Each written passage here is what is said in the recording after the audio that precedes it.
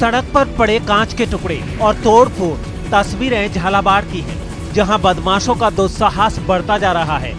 इसी का एक नजारा शुक्रवार देर शाम जिले के बकानी मेगा हाईवे पर स्थित एकाबासा टोल नाके पर नजर आया, जब टोल चुकाने के मामले को लेकर हुए विवाद में करीब दर्जन भर बदमाशों ने टोल कर्मी पर हमला कर उसे गंभीर रूप से घायल कर दिया।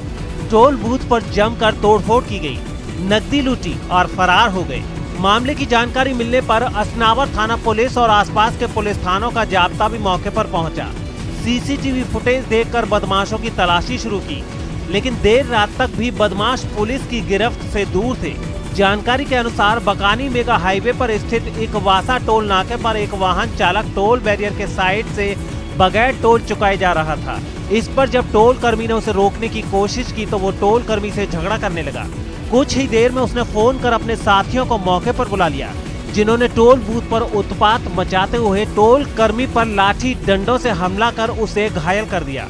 फिलहाल सारे मामले में घायल टोल कर्मचारी को एक निजी अस्पताल में भर्ती करवाया है। तो वहीं सीसीटीवी फुटेज में भी बदमाश लाठियां व डंडे लेकर हमला करते हुए नजर आ रहे हैं। फिलहाल असनावर थाना पुलिस मामले की जांच में जुटी हुई है। कंधे बने स्ट्रेचर, यकीन नहीं हो रहा ना? ये तस्वीर उस सरकारी अस्पताल की है जिसे सरकार लाखों करोड़ रुपए खर्च कर संसाधन उपलब्ध कराती है। उसके बावजूद मरीजों को ये संसाधन उपलब्ध नहीं हो पाते। दौसा जिला अस्पताल से आई ये तस्वीर अस्पताल की पोल खोलने के लिए काफी है। दरअसल लालसोट इलाके से एक युवक इलाज के लिए दौसा जिला अस्पताल लाया गया था। करीब 10 दिन पहले युवक का किसी हादसे में पैर टूट गया था।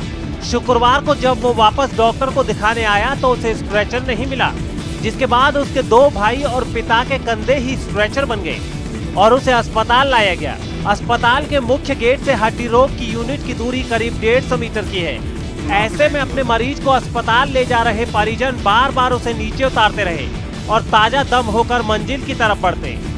इस बारे में जब मरीज और उसके परिजनों से पूछा तो उन्होंने माइक पर बोलने से मना कर दिया और कहा कि उन्हें स्ट्रेचर दिखाई नहीं दिया, इसलिए वो कंधे पर ही मरीज को लेके आए हैं। इस मामले में जब जिला अस्पताल के प्रमुख चिकित्सक अधिकारी डॉक्टर CL मीणा से बात की गई तो उन्होंने कहा कि इमरजेंसी यूनिट में पर्याप्त स्ट्रेचर हैं।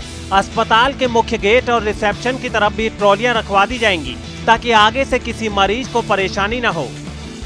ट्रॉली की समस्या इमरजेंसी में सही है, लेकिन वहाँ का भी व्यवस्था है, अब दोबारा सुचारू व्यवस्थित करेंगे। ट्रॉली की व्यवस्था है, वहाँ व्हील चेयर रख रखी हमने 2 आउटडोर, लेकिन पेशेंटों को वो खुद ही ले आते हैं तो उनको व्यवस्था सुधार करेंगे।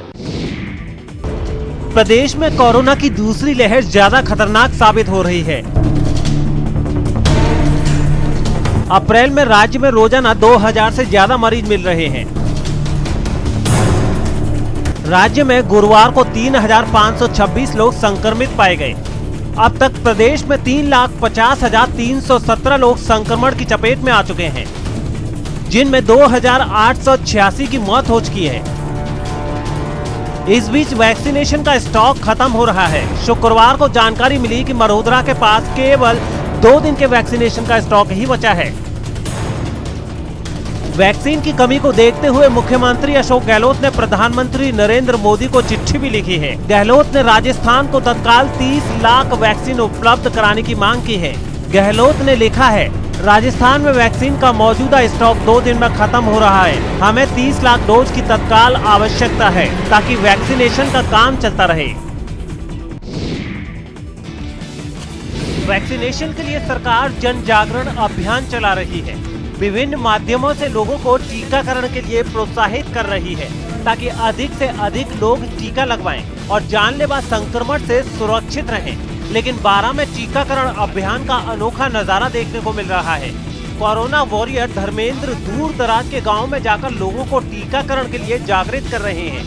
जिले के आशा कोऑर्डिनेटर के पद पर काम कर रहे धर्मेंद्र अपनी टीम के साथ गांव ढाणियों में जाकर लोगों को पीले चावल देकर उन्हें वैक्सीनेशन सेंटर पर आने का निमंत्रण दे रहे हैं। धर्मेंद्र का कहना है कि भारतीय संस्कृति में पीले चावल का काफी प्रभाव होता है। इसे ईश्वर का आदेश माना जाता है, इसलिए लोग इसे अनदेखी नहीं करते। धर्मेंद्र छावड़ा किशनगंज के 2 दर्जन से भी अधिक गाँव का भ्रमण कर 5000 से अधिक लोगों को पीले चावल देकर टीका लगाने का न्योता दे चुके हैं। मास्क लगा के रहा करो, घर से बाहर निकलो मास्क लगा के जाओ, हाथों को धोते रहो, 2 गज की दूरी रखो। टीको लगवानो छे, कोविड को टीको लगानो सबने ले जाओ। 45 वर्ष की उम्र से बचना अपन टीकाकरण करवानो छे। राजस्थान में कोरोना की दूसरी लहर ज्यादा खतरनाक साबित हो रही है। कोरोना की दूसरी लहर में छोटे शहरों में ज्यादा खतरा बढ़ा है। इसमें बारां, डूंगरपुर, बांसवाड़ा, राजसमंद मुख्य रूप से शामिल हैं।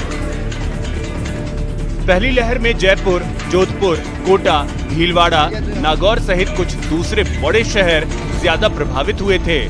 बहरहाल परमाणु नगरी पोखरण में भी कोरोना महामारी की दूसरी लहर को लेकर चिकित्सा विभाग काफी सख्त नजर आ रहा है। चिकित्सा विभाग शहरी और ग्रामीण क्षेत्रों में वैक्सीन शिविर लगाकर जागरूकता अभियान चला रहा है। पोखरण PCMO के मुताबिक राज्य सरकार के निर्देशानुसार 1 अप्रैल से 45 वर्ष से अधिक उम्र के सभी लोगों को कोरोना का टीका लगाया जा रहा है। क्षेत्र में अपने टोटल 18,735 डोज हम लगा चुके हैं अभी तक। इसमें 45 से वो सारे नागरिक शामिल है, सिर्फ ये सिटीजन भी है और गवर्नमेंट एम्प्लॉय भी अलग है। चिकित्सा विभाग के जागरूकता अभियान का साफ असर देखने को मिल रहा है। वैक्सीन लगाने में लोग उत्साह दिखा रहे हैं। कोविड वैक्सीनेशन को लेकर हाल ही में आज CHC पोखरण के अंडर 4 जगह कोविड वैक्सीनेशन हो रहा है, तो इससे लोगों में खूब सारा उत्साहित है और दिन प्रतिदिन प्रोग्रेस देखने को मिलती है। वैक्सीन लगाई है, अच्छा लग रहा है। लोगों से अपील है कि ज़्यादा से ज़्यादा संख्या में वैक्सीन लगाएं। राजसमंद विधानसभा सीट के लिए उपचुनाव 17 अप्रैल को है, लेकिन जिले की थानेटा पंचायत में वोटिंग शुक्रवार को ही हो गई। ये वोटिंग अपने क्षेत्र का जनप्रतिनिधि चुनने के लिए नहीं, बल्कि उससे उसकी जिम्मेदारी बताने के लिए हुई। ये बताने के लिए कि यदि जनता चाहे तो अपने इलाके में शराबबंदी भी करा सकती है। उसकी जिम्मेदारी राज्य के जनप्रतिनिधियों की होनी चाहिए, जो सत्ता में पहुंचकर ऐसा कदम नहीं उठा सकते। इसलिए शुक्रवार को आम चुनाव की तरह यहाँ वोट डाले गए और वोट डालकर ये संकल्प जता दिया कि अब इस पंचायत में एक भी शराब की दुकान नहीं होगी। थानेटा ग्राम पंचायत में 3,244 मतदाता हैं। इनमें से 2,206 वोटर्स ने शराबबंदी के पक्ष में वोट डाले, जबकि केवल 61 लोग चाहते थे कि यहाँ शराब बिके। 40 वोट निरस्त भी हुए, यानी गांव के मतदान करने वालों में 95.62% लोगों ने शराब को नकार दिया। गांव के केवल 2.64% लोग ही शराबबंदी के विरोध में दिखे। इस रिकॉर्ड वोटिंग और एक तरफा वोटिंग के बाद अब सभी शराब के ठेके बंद होंगे। इससे पहले भी यहाँ 2 पंचायतों में वोटिंग करके शराबबंदी लागू की जा चुकी है।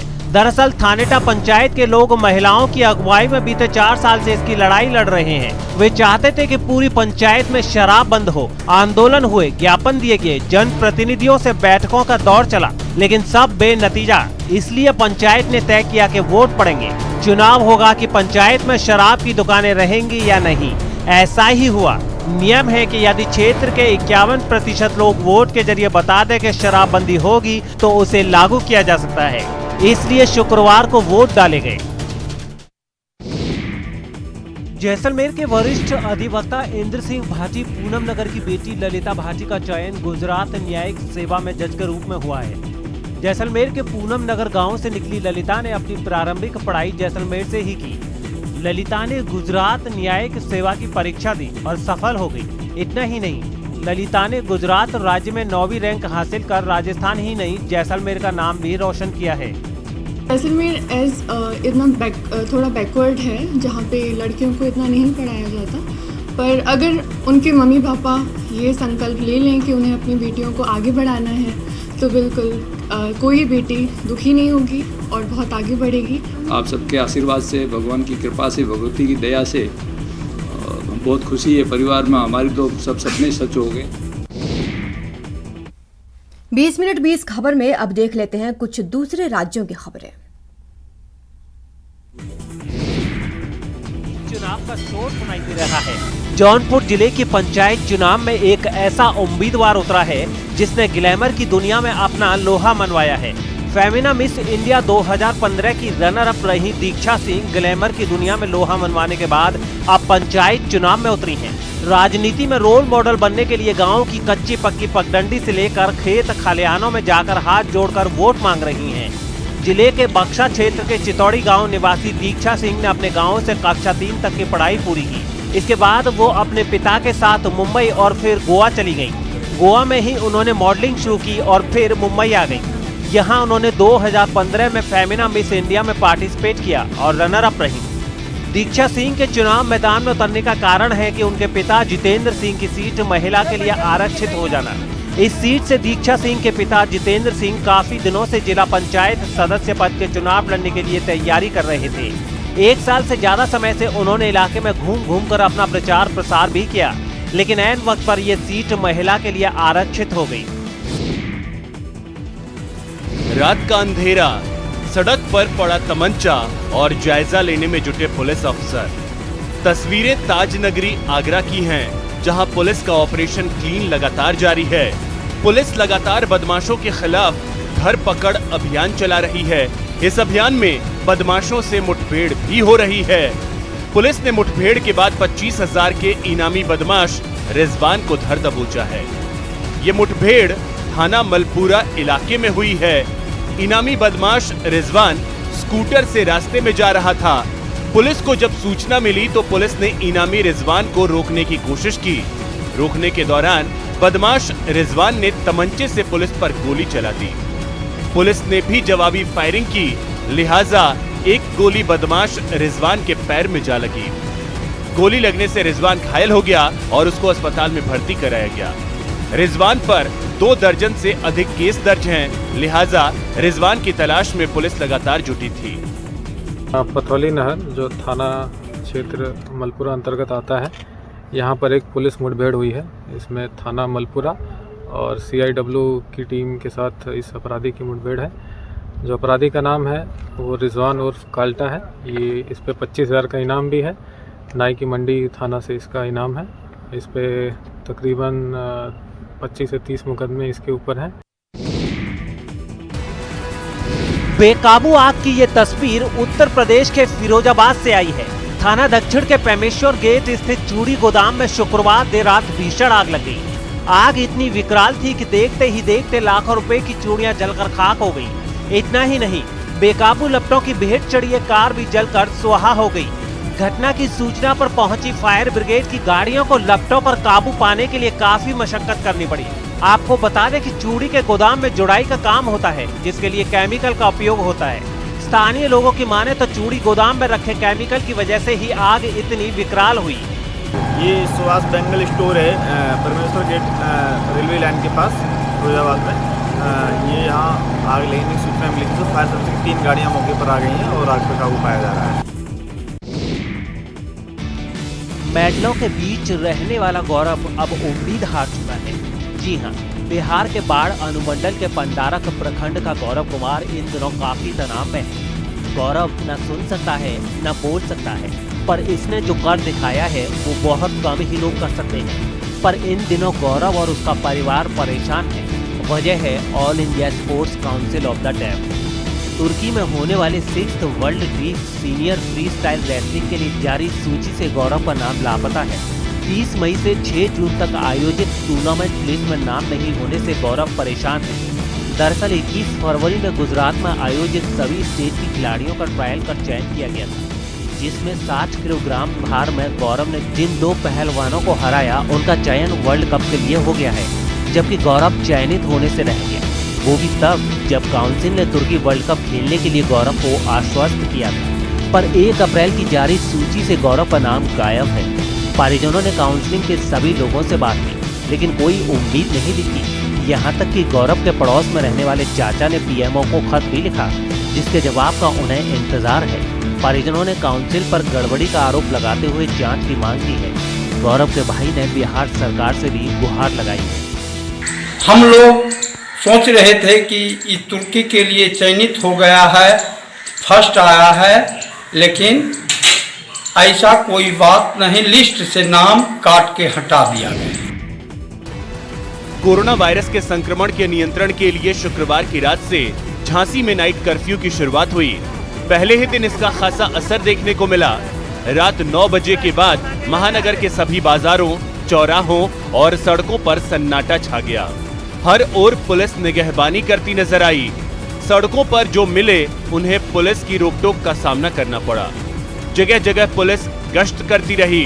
पुलिस के अधिकारी खुद कमान संभाले रहे, जिनके साथ जिलाधिकारी आंद्रा वामसी भी थे। गौरतलब है कि झांसी में कोरोना वायरस का संक्रमण तेजी से फैल रहा है। रोजाना 100 से अधिक नए मरीज सामने आ रहे हैं। हालात ये है कि पिछले 9 दिनों के भीतर 997 लोगों को ये महामारी अपनी चपेट में ले चुकी है। इससे निपटने के लिए शासन के निर्देश पर जिला प्रशासन ने रात 9 बजे से सुबह 6 बजे तक के लिए नाइट कर्फ्यू का ऐलान किया है, जो परिस्थितियां सामान्य होने तक जिले में लगातार जारी रहेंगी। जेसीबी मशीन से सैनिटाइजेशन, यकीन नहीं हो रहा ना? ये वही जेसीबी है जो ज्यादातर अवैध निर्माण और मलबे हटाने के काम में ही इस्तेमाल की जाती है।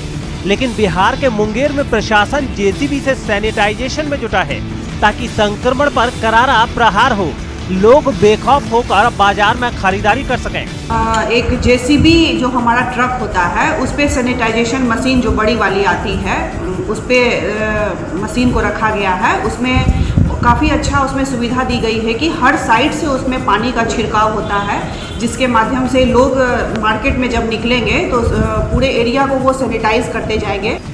लगातार बढ़ते कोरोना संक्रमण को देखते हुए निगम शहर में जेसीबी युक्त मशीन से सैनिटाइजेशन करवा रहा है। सैनिटाइजेशन मशीन को बेगूसराय की एक संस्था ने मुंगेर नगर निगम को दान किया था। निगम की मेयर ने कहा है कि कोरोना से लड़ने के लिए निगम विशेष रूप से अभियान चला रहा है, जिसके तहत लोगों से मास्क लगाने और सोशल डिस्टेंसिंग को अपनाने की अपील भी की जा रही है। इस मशीन से निगम प्रतिदिन शहर को सैनिटाइज करेगा। झारखंड पुलिस की दबंगी ने किन्नरों को सड़कों पर प्रदर्शन के लिए मजबूर कर दिया। जी हाँ, जसीडीह के एक किन्नर के साथ हुई मारपीट मामले में पुलिस की ओर से कार्रवाई नहीं किए जाने को लेकर आक्रोशित किन्नरों ने शुक्रवार को देवघर चकाई मुख्य पथ को जाम कर दिया। लगभग 40 मिनट तक सड़क जाम रही। इस दौरान सड़क के दोनों ओर बड़ी संख्या में वाहनों का जाम लग गया। आक्रोशित किन्नरों ने पुलिस के खिलाफ जमकर नारेबाजी की। सड़क जाम की सूचना पर जसीडीह थाना के एसआई सहित दूसरे पुलिस जवान मौके पर पहुंचे। पुलिस अधिकारियों ने आक्रोशित किन्नरों को समझा बुझाकर सड़क से जाम हटवाया। जाम में शामिल 25 किन्नरों ने थाना पहुंचकर लिखित शिकायत दी है। जसीडीह बाजार में रोजी मौसी सहित उनके दूसरे साथियों के साथ मारपीट की गई थी। इसको लेकर थाना को जानकारी दी गई थी, लेकिन कार्रवाई नहीं होने पर आक्रोशित किन्नरों ने सड़क जाम कर दी।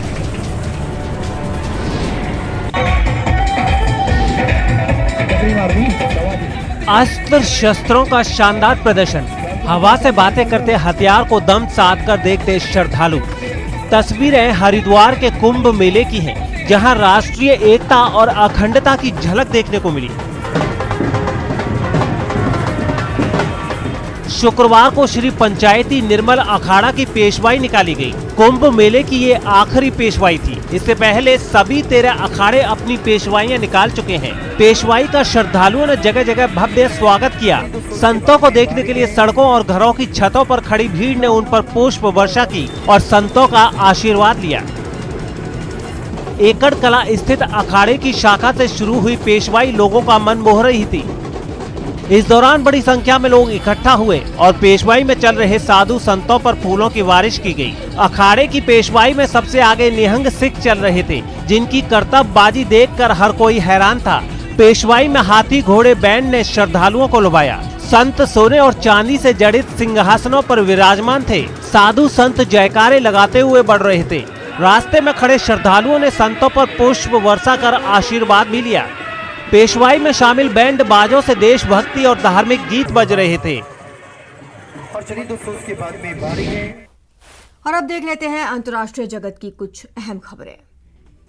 अमेरिका की स्पेस एजेंसी नासा मंगल ग्रह पर एक मिनी हेलीकॉप्टर उड़ाकर इतिहास रचने की तैयारी कर रही है। अगर सब कुछ ठीक रहा तो ये किसी दूसरे ग्रह पर उड़ान भरने वाला पहला हेलीकॉप्टर होगा, जो मंगल ग्रह पर इंसान को बसाने के सपने को साकार कर पाएगा। जैसे पृथ्वी पर हेलीकॉप्टर उड़ते हैं, वैसे ही मंगल ग्रह पर भी विमान उड़ पाएंगे। वैसे तो ये हेलीकॉप्टर नासा के एक रोवर के साथ 18 फरवरी को ही मंगल पर पहुंच गया था, लेकिन ये अपनी पहली उड़ान 11 अप्रैल के बाद भरेगा। नासा ने इस हेलीकॉप्टर के ब्लेड खुलने की तस्वीरें भी जारी की, जिससे ये साफ है कि हेलीकॉप्टर टेस्ट फ्लाइट के लिए तैयार है। हालांकि ये सफर आसान नहीं होगा। बिना किसी पायलट और पृथ्वी से तुरंत मिली मदद के मंगल के वायुमंडल में उड़ान भरना इसके लिए चुनौतियों से भरा होगा। मंगल ग्रह पर हवा का दबाव इतना नहीं है कि सामान्य हेलीकॉप्टर उड़ सके, इसलिए अमेरिका की अंतरिक्ष एजेंसी नासा ने वहाँ विशेष पंखों वाला हेलीकॉप्टर उतारा है और माना जा रहा है कि अगर ये हेलीकॉप्टर उड़ान भरने में सफल रहा तो मंगल ग्रह पर बस्ती बसाने का सपना आसान हो सकता है। यूनाइटेड किंगडम ने नॉर्दर्न आयरलैंड में पिछले 10 दिनों में भड़के दंगों में इतनी हिंसा हुई जितनी पिछले कई सालों में नहीं हुई। राजधानी बेलफास्ट में सुलगी हिंसा की इस आग को बुझाने में 50 से ज्यादा पुलिस अफसर जख्मी हो चुके हैं। मगर हैरानी की बात यह है कि 12-13 साल के लड़के तक सड़क पर उतरे हुए हैं, जिनके सिर पर खून सवार है। सामने आई तस्वीरों में वो बेलफास्ट की सड़कों पर आतिशबाजी करते नजर आए, लेकिन जश्न मनाने के लिए नहीं बल्कि पुलिस को भगाने के लिए। एक प्रदर्शनकारी तो पुलिस पर पटाखे छोड़ता हुआ भी दिखा।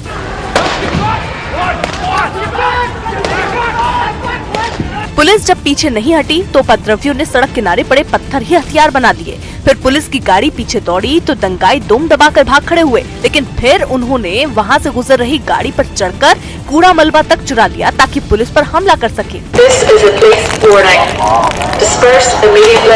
मामला बेकाबू होता देख पुलिस को अपनी गाड़ियों से नीचे उतरना पड़ा और वो हाथों में ढाल और खोजी कुत्तों को लेकर तैनात हो गई। लेकिन दंगा फसाद करने वालों के मन में तब भी डर पैदा नहीं हुआ तो पुलिस ने उन पर पानी की बौछार कर दी। वहीं शहर के एक दूसरे इलाके में तो प्रदर्शनकारियों ने अपना गुस्सा गाड़ियों पर निकाला। वहां कई कारों को फूंक दिया गया। एक बस को तो दंगाइयों ने अपने कब्जे में ले लिया और उसे जलाकर राख कर दिया। असल में नॉर्दर्न आयरलैंड में मचे कोहराम के पीछे कोई एक वजह नहीं है। वहां ब्रिटेन का समर्थन करने वाले प्रोटेस्टेंट समुदाय में ब्रेक्जिट के नियमों पर काफी वक्त से नाराजगी है, लेकिन इस विवाद की जड़ में नॉर्दर्न आयरलैंड में सालों से प्रोटेस्टेंट और कैथोलिक ईसाइयों के बीच चल रहा तनाव भी है, जिसमें एक धड़ा ब्रिटेन के साथ रहना चाहता है और दूसरा उससे अलग होना चाहता है। थाईलैंड से रोंगटे खड़े कर देने वाली तस्वीर सामने आई, जहां एक सुपरमार्केट में घुसी विशालकाय छिपकली ने अफरा तफरी मचा दी। खबर है कि वो जंगल से एक नहर में बहते हुए रिहायशी इलाके में आ गई और एक सुपरमार्केट में घुस गई, जिसके बाद तो उसे देखकर लोगों की सांसें ही अटक गई। इस अनचाहे मेहमान को देख वहाँ मौजूद लोग बुरी तरह डर गए। पहले 6 फीट लंबी वो छिपकली सामान से भरी एक अलमारी पर चढ़ने के लिए अपना पंजा मारती दिखी, लेकिन शीशा लगा होने की वजह से जब बात नहीं बनी तो उसने दूसरी अलमारी का रुख किया। रेंगते हुए अगले ही पल वो अलमारी के ऊपर जाकर बैठ गई। बाद में वन विभाग के कर्मचारियों ने उसे पकड़कर जंगल में ले जाकर छोड़ दिया। अमेरिका के ओहायो में गिरफ्तारी के दौरान एक आदमी के मुंह में बर्फ ठूसने वाले पुलिसकर्मी ने इस्तीफा दे दिया। बताया गया कि ये घटना 7 फरवरी को हुई और इस ज्यादती पर जमकर आलोचना झेलने के बाद आरोपी पुलिस वाले ने कुछ दिन पहले इस्तीफा दे दिया। हालांकि दावा ये किया गया कि उसके इस्तीफे का उस घटना से कोई लेना देना नहीं, लेकिन उसकी उस हरकत के जो वीडियो वायरल हुए उसने उसे खूब शर्मसार किया। सामने आए एक वीडियो में वो पुलिस वाला उस आदमी के मुंह में बर्फ ठूसता दिखाई दिया।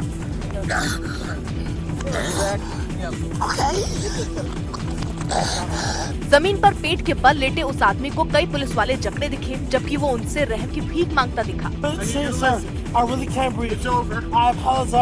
बताया गया कि घरेलू हिंसा की शिकायत पर कुछ पुलिस वाले उस आदमी को पकड़ने पहुंचे थे। एक और वीडियो में पहले उनके बीच कुछ देर तक बहस भी होती दिखी, जिसके बाद पुलिस वालों ने उसे जमीन पर गिरा दिया। जॉर्ज फ्लॉयड की मौत के बाद अमेरिका और पूरी दुनिया में रंगभेद विरोधी आंदोलन हुए थे। अमेरिका पुलिस उस बदनामी के बाद भी नहीं सुनती। आयोग के वीडियो वायरल होने के बाद वहां की पुलिस ने दावा किया कि आरोपी पुलिस वाले के इस्तीफे का इस घटना से कोई लेना देना नहीं, उसने निजी वजह से इस्तीफा दिया। तकनीकी के कमाल से किरदार के पेंटिंग से निकलकर सजीव हो जाने का एक अनोखा वीडियो वायरल हो रहा है। बताया गया कि वीडियो यूरोप के देश बेल्जियम का है। वीडियो में राजधानी ब्रुसेल्स के एयरपोर्ट के लॉन्स में दीवार पर पेंटिंग लगी नजर आई। क्यूपिड दिखा, लेकिन अगले ही पल कुछ ऐसा हुआ जिसे देखकर लोगों को अपनी आंखों पर विश्वास ही नहीं हुआ। क्यूपिड की 3D इमेज पेंटिंग से निकलकर पूरे एयरपोर्ट में घूमने लगी। अपनी आंखों के सामने इस अद्भुत नजारे को देखकर एयरपोर्ट पर मौजूद लोग भी हक्के पक्के रह गए।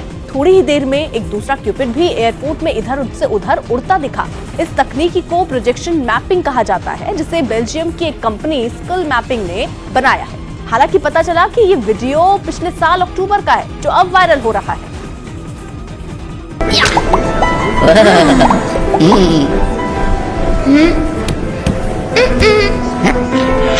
हाँ